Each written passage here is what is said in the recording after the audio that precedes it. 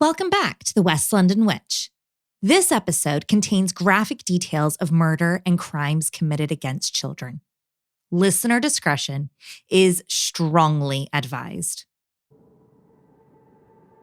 Hell, March 13th, 1919. Esteemed mortal. They have never caught me, and they never will. They have never seen me, for I am invisible, even as the ether that surrounds your earth. I am not a human being, but a spirit of a demon from the hottest hell. I am what you Orleans and your foolish police call the Axeman. When I see fit, I shall come and claim other victims. I alone know whom they shall be. I shall leave no clue except my bloody axe besmeared with blood and brains from he whom I have sent below to keep me company. If you wish, you may tell the police to be careful not to rile me. Of course, I am a reasonable spirit. I take no offense at the way they have conducted their investigations in the past. In fact, they have been so utterly stupid as not only to amuse me, but His Satanic Majesty, Francis Joseph, etc. But tell them to beware. Let them try not to discover what I am, for it were better that they will always dodge me as they have in the past. They are wise and know to keep away from all harm. Undoubtedly, you Orleans think of me as a most horrible murderer, which I am. But I could be much worse if I wanted to. If I wished, I could pay a visit to your city every night. At will, I could slay thousands of your best citizens, for I am in close relationship with the angel of death. Now, to be exact, at 12:15 earthly time on next Tuesday night, I am going to pass over New Orleans. In my infinite mercy, I'm going to make a little proposition to you people. Here it is.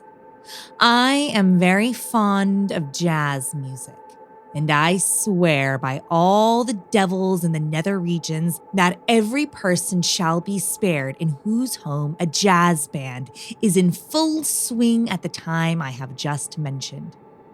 If everyone has a jazz band going, well, then so much better for your people.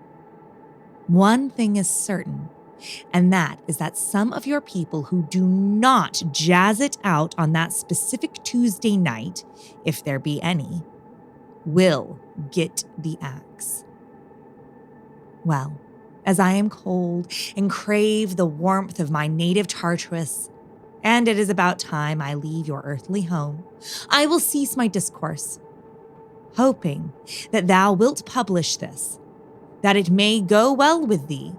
I have been, am, and will be the worst spirit that ever existed, in fact or realm of fantasy.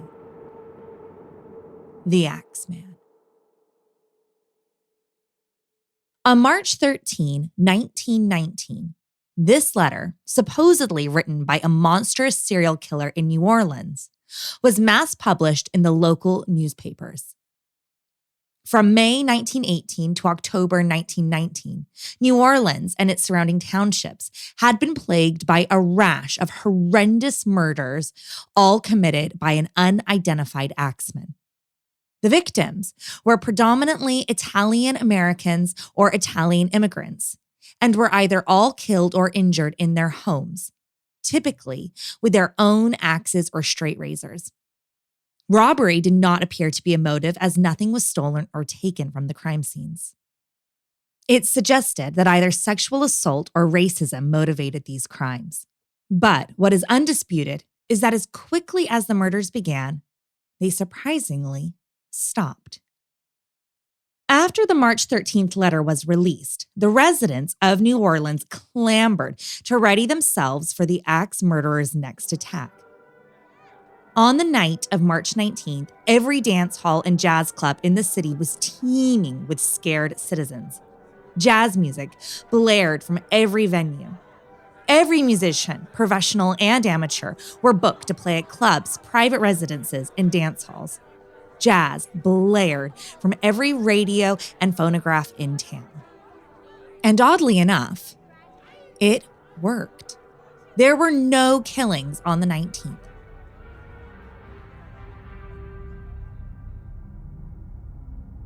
Axe murderers are extra frightening because of the level of malice, hate, and physical violence they require. It's a hideous, messy, chaotic, and rage-filled type of killing. And they have been historically difficult to prove. The Axeman of New Orleans was never caught. Lizzie Borden was acquitted. The Hinterkaifeck murders has a list of suspects, yet no conclusion. But there is one axe murder case that even after 111 years still confounds true crime aficionados because of its level of brutality is only matched by its level of mystery.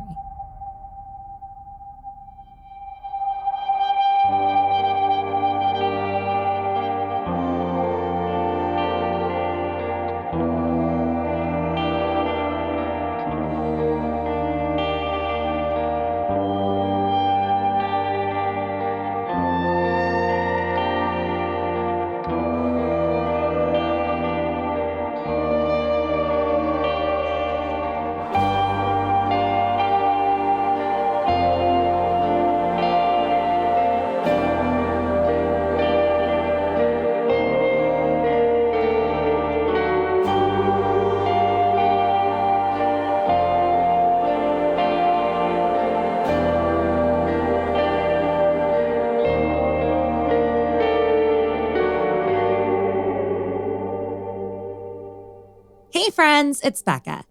For the past 3 years, the West London Witch team have been dedicated to bringing you the best supernatural stories at the highest studio quality. And by team, I mean me and my buddy Danny. We do this work totally for free because we love it. We're proud of our content and appreciate the wonderful interactions we get to have with storytellers and listeners just like yourself. If you're enjoying the West London Witch, maybe consider joining our Patreon. It's a way to further engage with us and show your support for two creatives. If you're in a position to spare enough each month for us to grab a cup of coffee in between edits or add to the piggy bank for a new microphone, we would love to see you in our Patreon community. But I know times are tough, so if you're not in a position to join Patreon right now, that's okay. We aren't going anywhere. Head on over to patreon.com/The West London Witch. For as little as £1, $1, €1 a month, you can gain full access to our coven, a space where we share behind-the-scenes stories, dive deeper into each episode, answer your questions, and have special little treats to thank you for sharing your love and kindness with your favorite little witch.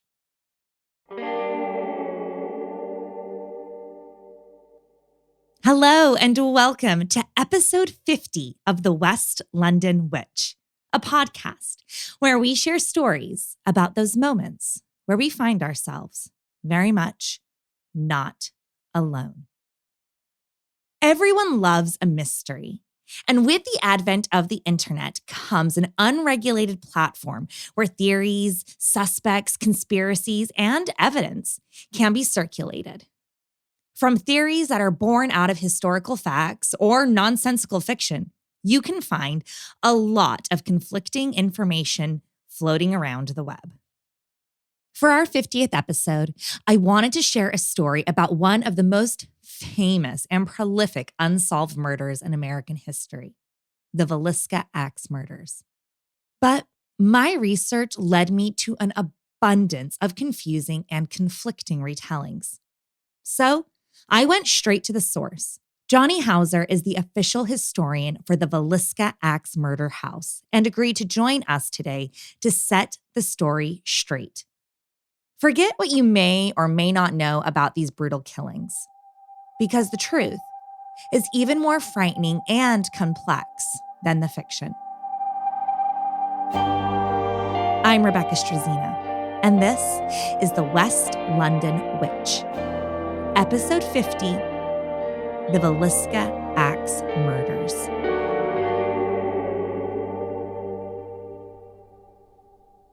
June 9th, 1912. It was a Sunday.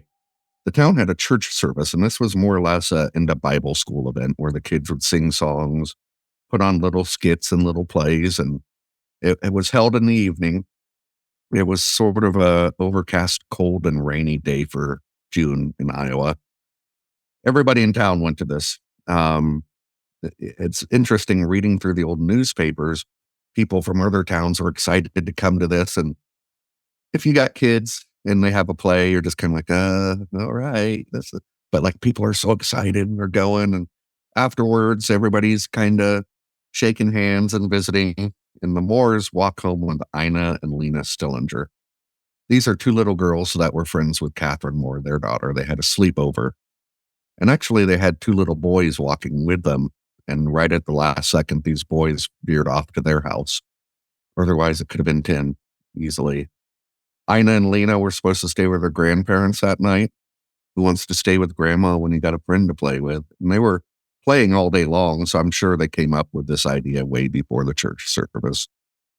On that gloomy June evening, the Moore family, consisting of Father Josiah, Mother Sarah, and their 4 children, Herman, 11, Mary Catherine, 10, Arthur Boyd, 7, and Paul Vernon, 5, all trudged back to the Moore family residence after a long and exhausting day at the church Children's Day program.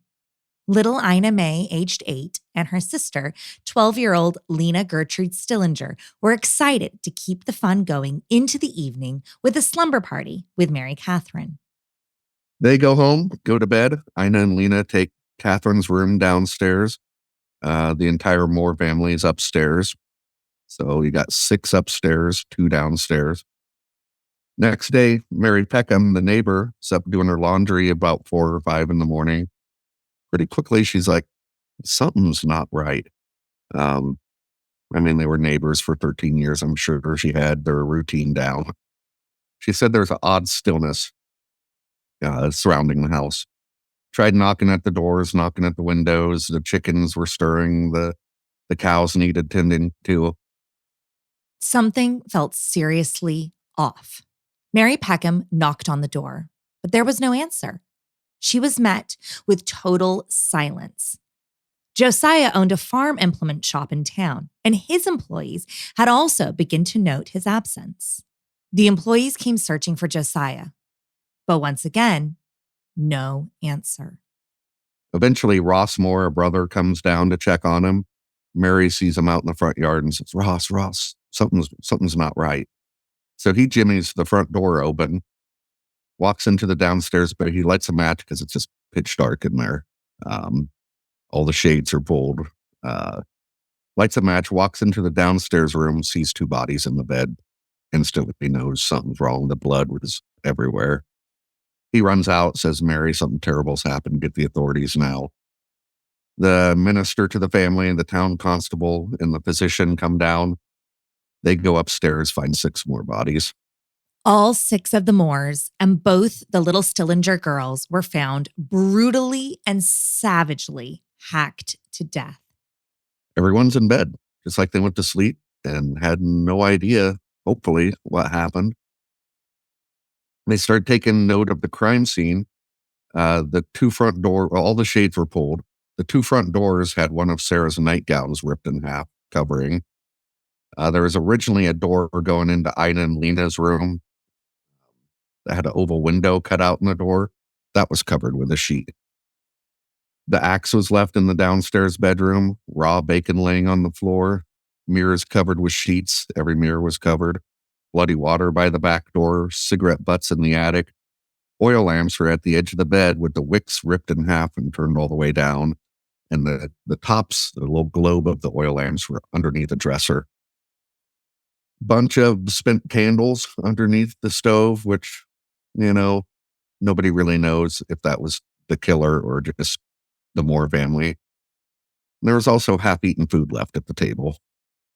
So everybody knew Sarah was a meticulous housekeeper, and you don't leave food out because that's when mice come in back in those days.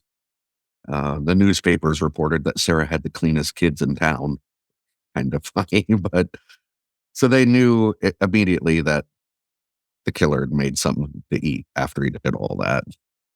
This terrifying and horrific crime was going to need more attention and expertise than the local authorities could provide. So a detective from Leavenworth was sent for. Going to be a while. It's a train ride. He shows up. He's drunk when he gets off, like falling out of the vehicle drunk. So to embarrass the town constable, he sobers him up at the hotel. At this point, townsfolk were forming these vigilante posses, these mobs, looking for a blood-soaked lunatic hiding in a barn. So they're going house to house, barn to barn, and I can just picture, with the torches and almost like the scene on Frankenstein, They don't find anything. So then it turns into, had to be a sex fiend. The only problem was, what does a sex fiend look like? The townsfolk didn't know who to look for. All they knew was that it couldn't be a normal white male living in the area or possibly passing through. This type of crime had to be committed by an evil, hideous monster. Bloodhounds show up the next day. They take the trail off the front porch, go right up to a gentleman named F.F. Jones's house, and you got the mob following these dogs. The dog stops, and half the mob is going, "Jones did it, get him." The handler of the dog is like, "No, the dog stopped, but he's using the restroom." The dog was going to the bathroom. He stopped, but he didn't stop. That didn't matter. At that point, half the town, the victims' families, and Mary Peckham swore F.F. Jones, state senator, had something to do with it. The state senator wouldn't be the only suspect, though. The list of possible perpetrators was growing just as quickly as the townspeople's fear and rage. Meanwhile, state and local authorities are building a case against a gentleman named Reverend Kelly almost immediately. Reverend Kelly was a sort of a self-ordained schizophrenic traveling minister who thought you had to commit sins to get inspiration for sermons. Had a long arrest record. He would start stenographer businesses, get arrested for trying to get one of his women to type without their clothes on. When questioned about this, he goes, "Oh, I thought I was an artist. I just wanted to draw them." Reverend Kelly was a solid suspect. He was known to be strange, a peeping Tom, and a generally questionable man. And even better, he was in town that weekend for the children's church program. And he left Monday morning, supposedly told people on the train what happened before they even found the bodies. He goes to his home in Macedonia. 3 days later, he comes back. "Hey, everybody, my name's George Kelly. I'm a investigator for the Queen of England." And they're like, "We know you. Like, you're here all the time. We know who you are." He's pretending to work for the Queen, inserting himself into investigations. Ends up in the South Dakota jail. He's 5'2", 120 pounds. All the other inmates are picking on him and goosing him, and he's talking about killing people in Villisca. They put him in a mental home for 2 years. He gets out and they decide, we need to give this guy something to occupy his mind. Let's give him a church to preach at. So he began to preach at a new town. His parishioners were instantly uncomfortable with the Reverend. He was known to corner locals on the street and talk to them for hours about Villisca. Themes and imagery from the murders began to be woven into his sermons. And he seemed obsessed with the brutal death of 8 supposed strangers. One night, the snowstorm, he wraps up in a fur coat, walks in a lady's house and sits down at the table. And she wakes up and she's like, "Hi, can I help you?" He goes, "Killer in Villisca made a big mistake, turned in a bloody shirt to be dry cleaned." We now know that there's a bloody shirt turned in to be dry cleaned in Council Bluffs, Iowa, with the return address of Macedonia, Iowa. Kelly was living and preaching when this happened. Then Kelly goes, This guy has a compulsion to kill. He can't help it. We should really have pity on him. And he's like, what? He's like, yeah, we should really pity this poor guy, don't you think? And I'm reading that like, who is going to say we should pity somebody that killed 6 little kids with an axe? The youngest being 5 years old. Good grief. And I thought, I know who is saying that. The guilty person saying that. Johnny isn't the only one who thought that Reverend Kelly sounded a little bit suspicious. And it wasn't long before the good Reverend confessed. He said that on the night of the murders, he woke up to a voice whispering to him, saying, "Rise, Peter, slay and eat." He then went for a walk and ended up outside the Moore family home.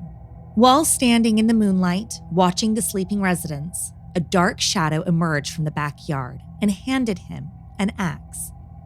Like magic, Kelly said he could see in the dark and was compelled to enter the home, axe in hand. He told police he climbed Jacob's ladder to heaven, presumably the staircase that led to the second floor, and then entered the children's room first. He proceeded to slaughter the children and then went into the other upstairs bedroom to kill Josiah and Sarah. After killing the Moores, he said he felt tired and needed a rest, which led him to discover the Stillinger girls asleep downstairs. A shocking and emotive confession, to be sure. Then he said he didn't do it. Then he went on about working for the Queen of England. I mean, the guy was all over the place. 1918 at this point. He's for sure schizophrenic. No understanding of the mental illness, no medication. I mean, they tried him for the death of Lena, hung jury, death of Ina, full acquittal. We have no idea. I mean, everything we thought we know, we know. Reverend Kelly and Senator F.F. Jones are just 2 in a long list of suspects. But it's unlikely Jones committed the murder, as there is literally nothing but town gossip and totally unfounded speculation filling that line of suspicion. It was suggested that F.F. Jones hired a hitman to kill the Moores. The only problem with that is the supposed hitman had an airtight alibi. He was at work in Illinois during the murder. He wasn't even in the state. There are at least 5 other suspects, all of whom were either cleared or unsuccessfully prosecuted. There's a lot of theories, but the waters have been seriously muddied with rumor, speculation, and sheer scandalous tattle. And that's the big problem with this case. You get a small town. Everyone knows the cop. So everyone thinks they have the inside info. Everyone's a detective. You got way too many noses in this whole thing, and it's just destroying it. But even 111 years later, this story continues to be twisted and conflated. And that's where Johnny wants to set the record straight. There are a lot of conflicting and hair-raising stories about the crime scene, and the victims circulating the web. So I asked Johnny to clear up some of the weird, wild, and frankly disgusting tales. So one thing that I keep seeing over and over and over is that the crime scene was opened up to the neighborhood. The neighbors all traipsed through and all took bits and pieces from it. Did that happen? And if so, how? Yeah. I mean, as soon as word spread about what happened, you got 2,000 people down here pushing, shoving, trying to go in and look at what happened. At one point, the medical examiners in Ina and Lena's room doing a time of death, which was like a rigor mortis test of lifting the arm and seeing how long it took to drop, which he nailed it down between 11 p.m. and 4 a.m. So last night, wow, nailed it. Science. But he's going to the cop. He's like, what are you doing? Will you get these people out of here? And the cop's like, as soon as I push them out the back door, they come in the front and they're trying to come in windows. And They had to mobilize the National Guard to come down and get control over the whole thing. It was that out of control. People everywhere. Women started wiping up the blood because they knew Miss Sarah was a meticulous housekeeper and she wouldn't want people seeing her house that way. The men are passing the axe around. I mean, it's just, this is what made Iowa put in place an early form, the DCI, that would like handle this kind of stuff. They're like, we need some sort of something besides half the town wandering around destroying evidence. What's the deal with the raw bacon? And so I'm glad you said that. This is one of the biggest misconceptions I see all of the time. And the story that goes around on the internet is the raw bacon was laid on the floor because he used it as a homemade vagina to do some sexual weird stuff to the little kids. Not true. Um, I've seen experts talk about how Lena was posed provocatively with her legs spread and this. Not according to the coroner report. Coroner said her arm was kind of up over her face and her leg was kind of dangling off the bed. Going back to when I said, must be a crazed sex fiend, they looked at that. They looked at the idea of anything sexual because they were trying to figure out what would make someone do this. They found no bodily fluids. Um, they're, the little girls were not fondled. I mean, they weren't posed provocatively. This blood stain was not on her inner thigh. It was on her knee. The bacon was wrapped up in a cloth, tied nicely, leaned up against a wall. It wasn't, and it would have been like cured bacon back then. So they looked into the sexual angle left and right, and they left saying, no, that's not the case. But now all of a sudden it is the case. A very prevalent retelling on the internet is that Lena Stillinger was not wearing undergarments. Her dress was pulled up and she was possibly posed. Johnny, was the dress in fact pulled up? No, it wasn't like exposing her genitals or anything. She didn't have underwear on, neither did her sister. I mean, yeah, and those were your nice church clothes. Like back in those days, weird as it sounds, people had a pair for the week. The more macabre and grotesque this story becomes, the more morbid fascination it garners. But the reality is, isn't it bad enough that 6 little children and a husband and wife were mysteriously killed in their beds? You don't need to add anything more to this tragedy. You know, there is no motive. There's just no motive at all. And so when you get no motive, people start creating their own motives. Must have been an affair. All speculation, all gossip. Must have been bad business dealings. You know, they try and come up with an idea to make themselves safe. Like, oh, it must have been an affair. I don't do that, so I'm safe. You know, you go with Reverend Kelly, he thought God was telling him to kill. So he had to do it. If you go with F.F. Jones, bad business dealing or an affair. You go with a serial killer just for fun. No breaking and entering, nothing stolen. Nothing happened since in this town. I mean, this very, part of me really goes with Kelly. But then as I'm giving my case for Kelly doing it, I almost talk myself out of it sometimes. Like, it had to be personal. But then Ina and Lena didn't do anything to anyone. If you have a beef against Joe, find him in an alley. Like I said, they had guns and knives back then. Why use an axe? Like, that's the weirdest way possible. They had way other options. He had a bunch of money on his dresser, not even touched. Like, you're a murderer, but you're no thief. Like, why wouldn't they just take all that cash too? After an event as tragic and horrific as the murder of 8 people in a house, why wasn't it raised? We're seeing that currently happen with the Idaho murder house. And it makes sense.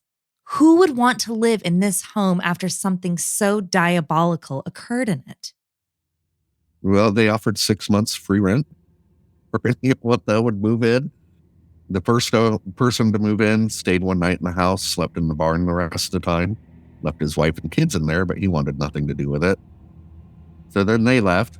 Another family moved in. They stayed 2 nights. They left claiming to hear footsteps. The wife said she saw a silhouette holding an axe. Going back to the shadow thing, the newspapers are saying, oh, the hysteria of the axe man being on the loose. Lock up your daughters, hide your wives.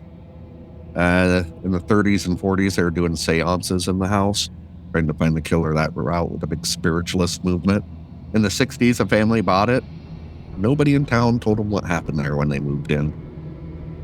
And that's where the 2 little girls would wake up to footsteps, doors opening, closing, giggling.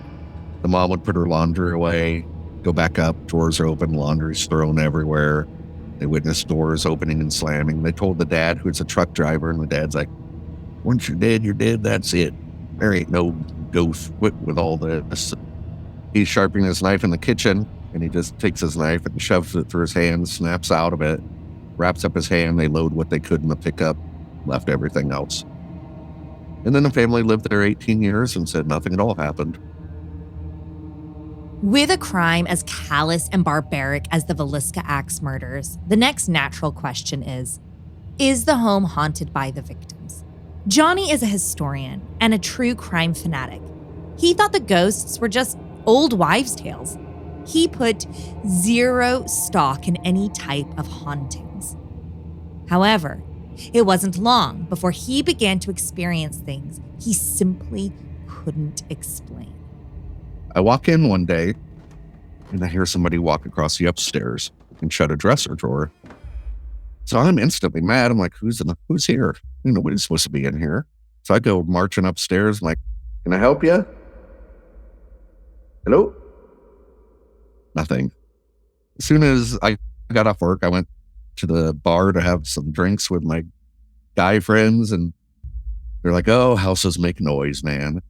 About a 2-year-old, I know what a footstep is at this point in my life. I'm not a complete idiot. So I started staying the night. And I've done over 700 overnights alone in that house since then, which is far more than anyone has. I've never seen a ghost. I've seen every door open and close on non-windy days. Like I know how wind works. I've seen objects move, chairs rock, full-on conversations upstairs. The best thing I can tell anyone is like people aren't stupid. The overnights would have fizzled out 20 years ago, and it's still, we're booked like almost a year in advance every night, 7 nights a week. And the people that come aren't.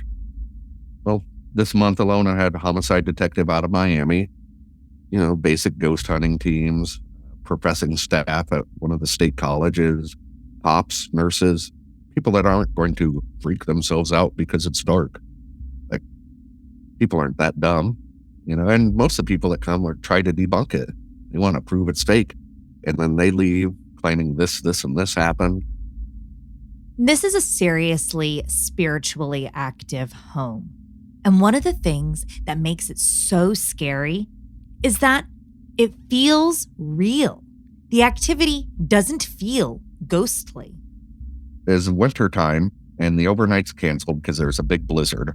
There's a Friday night at 10 p.m. I decided I'll go fix some stuff at the house. I'm in the house, and I lock the doors so nobody'd come walking in. I'm upstairs. Door opens.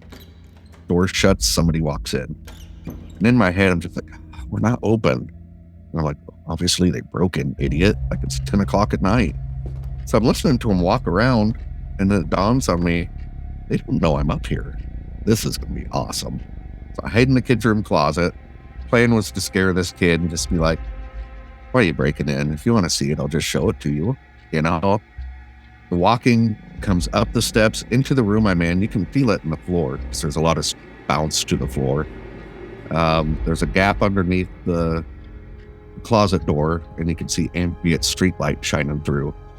And I'm kind of watching that. Someone walks by the window that blocks that light out. I kick that door open and do the big, ah! There's nothing. Nothing at all. And I couldn't even move. I was frozen. And I went to say hello, and it was just, ah! I couldn't even talk. Like I was so free. And then I was like, are you just going to stand here all night? So I do the worst combat roll ever, around the corner, down the steps. Seeing the door was still locked. Checked the whole house. I watched a surveillance video. Door didn't even open. And that one got me pretty good because not at one point was I thinking, oh, it's a ghost. It was somebody broke in the house. Like I almost called 911. To this day, Johnny lives next door in Mary Peckham's old home. And although there's never been a scary murder occurring in that building, it is not without its history. So when I moved here and took the job, the house next door came open. First night I stayed here, I'm like, man, that's a pretty good lighting storm outside. As people taking photographs as flashes from their camera. And I thought, oh no, what did I do moving next to this place? So right off the bat, my daughter started talking about Hattie. Hattie this, Hattie that. Hattie watches her sleep. I'm like, she's probably 4 years old. I go, who's Hattie? Because that's the woman who lives upstairs. Years go by, I have a son, and I'm giving him a bath. He's about 2 or 3. And he goes, bye, Dad, bye, Grace. And he looks up at the ceiling. He goes, bye, Hattie. I go, what? He goes, bye, Hattie. You're 2 years old. You don't know this story. I had a lady come take a day tour. She goes, I used to live at the house next door in the 80s. I was like, really? I go, that's where I live. She showed me pictures. She's from Texas. Showed me pictures of her as a baby in my kitchen. I'm like, oh, that's cool. And she's quiet. She goes, weird things happened over there. I'm like, oh, yeah? She goes, yeah, I had a name for the ghost when I was a little kid. I want to say it started with an H. And then I didn't say anything in my head. I'm like, Hattie. At the time, everyone in Johnny's family had experienced Hattie. But it was actually Johnny's then wife who bore the brunt of Hattie's activity. Bad things, scary things happened to Johnny's wife. It was clear that Hattie was singling her out. Things happened. We divorced. Everything stopped. And my house is calm, you name it. So my friends talked me into going on a blind date. I'm like, brother, I'm sure I was wowing this girl with hours of axe murder stories and ghosts and this and that. She's like, yeah, whatever. So I go, let's go walk in there. Walk in. The light in my living room turns on, got so bright I thought the bulb was going to explode as like an energy surge. Shuts off, back on. She ran off. I've never seen her again. The ex calls. She's like, we need to talk about our daughter's grades. Like, well, come over. We're adults. We can co-parent. She gets on the porch, runs off. And I'm like, what is going on? She got on the porch and felt like somebody took her shirt and pulled her like out. So me being me, I'm like, that's Hattie. She hates you. So come to find out, Mary Peckham died 6 months after the murders from a nervous breakdown. And I'm looking at the deed. House goes to adult daughter, Hattie Peckham. Johnny was stunned. He instantly put on his historian hat and began to research Hattie Peckham. Soon he realized the connection. Hattie had quite an affection for the Moore children. The Moore children used to play over here because Mary was like a grandma to them. So much that they had a fence in between the houses. They tore the fence down so the kids could freely go back and forth. So Hattie knew what happened. And if she's watching my daughter sleep, right, just protecting my daughter, making sure this never happens again. Hattie is right to protect Johnny's kids because at the Villisca house next door, the activity is deeply disturbing. One of the most gruesome events happened when a team of investigators came for an overnight investigation at the Axe House. It's the second overnight. We get a lot of return people. Like, oh, hey, we chit-chatted for a while. And I come home, go to bed, and I wake up and I'm tagged in a million things on social media. Man stabs himself at Axe Murder House. I'm like, man, it sucks to be Lizzie Borden's place right now. And I read it and it's Villisca. I'm like, what? So I walk over there. The house is locked up. I call up the owner, Martha. I was like, can I go in? Is this a crime scene? Like, what are you talking about? She calls them. They said, yeah, it happened. He was life flighted to Creighton in Omaha. That he's going to be fine. They're saying nothing. They want it all to go away. For years, Johnny never knew what happened to this man. Why did he stab himself? Was he okay? However, a few years later, Kindred Spirits, a paranormal show on the Discovery Channel, came to the house to film an episode. Johnny was on the property making sure filming was going smoothly, and he stepped into the barn. He was absolutely shocked to see that sitting in the middle of the barn was the man who had impaled himself inside the Villisca Axe house. I talked to him forever. He had a big knife strapped to his side, like a big Rambo knife. And I go, why'd you bring a knife? He said, oh, being in a weird town and an axe murder house, you don't know the locals. You wanted some kind of protection. I'm like, I get that, I suppose. I don't know. Said he was provoking, saw a light in the closet, woke up in the emergency room. And he took that knife, which was about a foot-long knife, shoved it into his chest. And this guy, probably late 50s, sobbing to me out in the barn. And I'm like, you got to go back in the house. Like, you have to confront this. You know, you can't let this ruin your life. And he said he never said a word to anyone because he didn't want people thinking he was crazy or doing it for money or to be on TV or anything. Um, the reason he's coming back is he wanted to tell his side of the story because he gets on the internet and he sees all this lies and stuff. So I brought him into the house and walked in with him. And the first thing he did was apologize to the house. And we were all hit with this static wave of, I can't even describe it. I mean, it's like hitting a brick wall of static electricity and all of our hair, all of our arms hair, everything. And we all looked at each other at the same time, like, what is happening? At that point, I'm like, I need to become an accountant or something. This is getting weird. You know?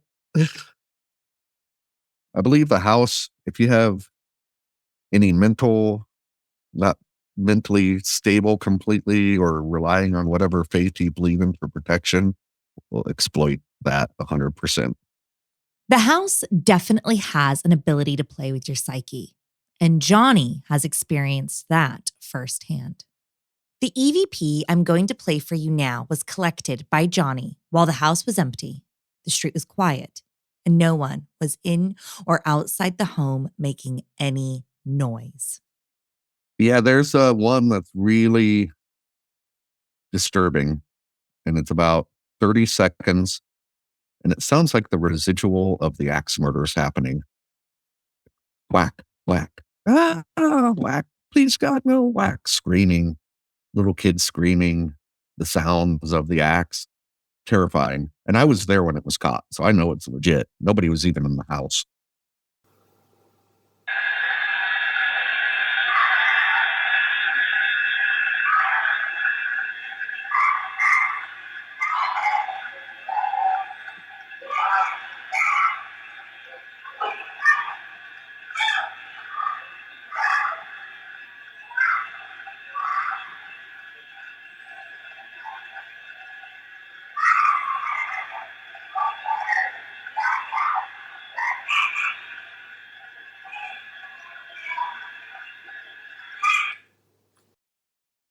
The problem with this EVP is that's not how the crime would have been committed. They weren't up running around screaming their heads off. They were all asleep in bed. Nobody was awake. Whatever did that is mimicking that noise just to instill sadness, fear, whatever, into people that listen to it. On a never-ending quest for answers, Johnny is always searching for new clues that may lead him to who the murderer is. One time, however, he really pushed the limits of the house, and the house pushed back. So one day we decided to recreate what happened. And I went in and so I don't think the family's there. You know, I'm going to make a lot of ex-house haunted purists mad. I don't think the family's ever been there haunting the house. I think there's something else. But I went in and I'm like, kids, family, if you guys are really here, this is what we're doing tonight. Please don't be scared. And this is why we're doing it. I wanted to push it to the limit to get some sort of big name of who did it. You know, I just wanted to really push the house to its breaking point. The scene was set. Johnny and some fellow historians and paranormal investigators all assumed their roles as the Moores, the Stillinger girls, and the axe murderer himself. They laid in the beds and prepared for the recreation. We had 8 people. For some reason, I was the axe guy. So I go up in the attic with the axe, and I'm hearing Tot like whispering, and I'm blocking it out. It's like, I'm not hearing this. I'm not listening to this. I'm not even, nope, not happening. So 8 people randomly come in. They go to bed. And I also wanted to see, how can this be done? The guy was hiding in the attic. Can I sneak out without them knowing? Go to the parents' room, and it's 2 friends of mine, and it's just like super awkward. Like, no, no. And I just kind of hit the floor with the axe. They start screaming. And I'm like, that was a bit much, guys. I go to the kids' room, whole vibe changes instantly. And it's just like, we shouldn't be doing this. Just that bad feeling. Like, we'll just do it. It'll never happen again. You know, I put out the disclaimer, and I don't think they're even here anyway. So I hit the floors up there. They do the scream thing. Meanwhile, I have the 2 people down in mine and Lena's room. One's a friend of mine. I've been scary places with him all over. He doesn't even believe in ghosts. He thinks I'm killing them up there. He starts crying. He runs out of the house. His friend gets up and like, what's going on? He runs out after him. As I'm walking from the kids' room to the staircase, I start feeling like I'm like half drunk or something, like I'm just out of it. I snap out of it, and I'm standing downstairs and right in front of Ina and Lena's room. And the reason I snapped out of it was I thought I heard a voice. I'm just like, I'm done, guys. This is stupid. Should have never done it. Never going to do it again. I'm calling it. I'm just done with this. Well, we watched the video. Shows me walk downstairs, standing in the parlor room for X amount of times, just standing there. I look up at one of the night vision cameras and I squint. Humans don't see infrared. What am I squinting at? Then you see me kind of rub my face, like shake it off, you know, and I walk over to the room where I thought I heard the voice. We caught the voice that goes, do it. Like, to actually do it. And that was some Amityville stuff I want nothing to do with. If it wasn't for this video, Johnny would not remember the full events of this experiment. He seemed to have blurred out, be in a trance-like state, which is interesting because that is exactly what Reverend Kelly said happened to him. What do you want the takeaway to be from the Villisca Axe house? For a long time, I wrestled with, I'm a lover of history. I've never been anywhere in the United States at any historical location where they go, this is where happy things happened. Gettysburg, Salem, Trail of Tears, Plantation, like, it's all horrible, you know, but we got to remember it so we don't repeat it. But I was still wrestling with this. Like, I don't know, man. I think their story's important. Like, I'm in love with the family, you know. I feel like big brother to them, as weird as that sounds. But is this exploitive? Is it this? Is it that? You know? And the neighbor across the street goes, nah, man. He goes, it's not even what that place is. He goes, I see that place as families spending time together. I go, what? Because every day you got grandma, grandpa, mom, dad, kids all doing something together. And the kids don't have their faces in their phones. They go, it's weird, but they're creating memories. It is weird, but it's also true. And it resonates with me because I like to visit haunted places with my family. Some of my favorite memories are from London ghost walks with my mom, haunted hotel visits with my husband, family road trips to ghost towns in the Wild West. As grim as it may be, the Moores and the Stillingers were a family.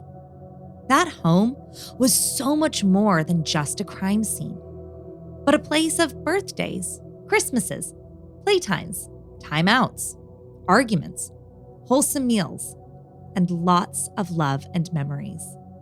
And still today, it is a family home. Unorthodox, yes. Dark tourism, maybe. But it does bring people together. It brought us together. Johnny sitting in Mary Peckin's home in Iowa, and me in the cottage in England. It brought you here, wherever you may be in the world. As strange and as horrible as an axe murder from 1912 is, it has a way of connecting people. And if there is any light in this tragic tale, it is that the Moores and the Stillingers have a legacy that lives on and has evolved into something that transcends the terrible deeds that were committed against them.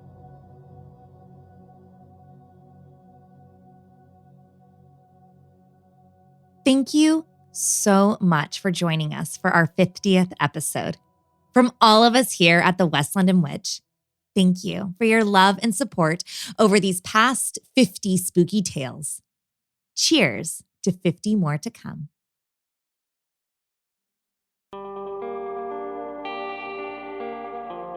Do you have a spooky story you'd like to share? I'd love to hear it.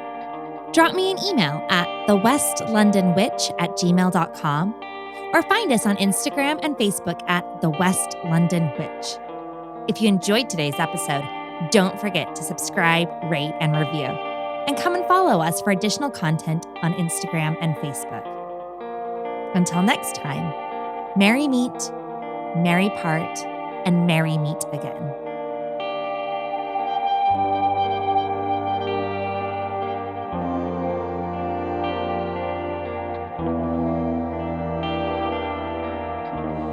The West London Witch is created by me, Rebecca Strazina. Our sound designer and production magician is the incredible Danny Cross. Our theme music was bespokely written and performed by the wickedly talented Kyle Hall. Our cover art is the beautiful collaboration between Lizzie Wilson and Jake Bowser. Special thanks to Miss Sinead Bowers, our quality control and biggest cheerleader. And thank you to you, all of our listeners all over the world. These are your stories. Thank you for sharing them with us.